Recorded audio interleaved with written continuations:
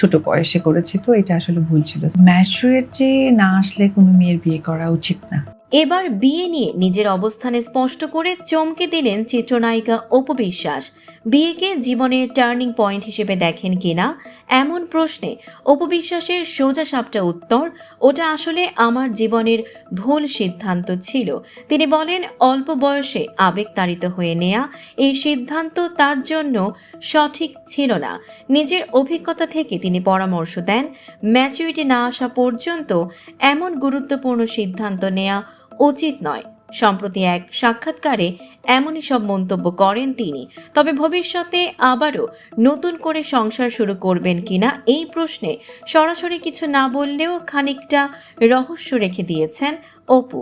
অপু জানান, এই মুহূর্তে এমন প্রশ্নের উত্তর দেওয়ার মতো অবস্থায় তিনি নেই। উল্লেখ্য, ২০০৮ সালে শাকিব খানকে বিয়ে করেন অপু বিশ্বাস।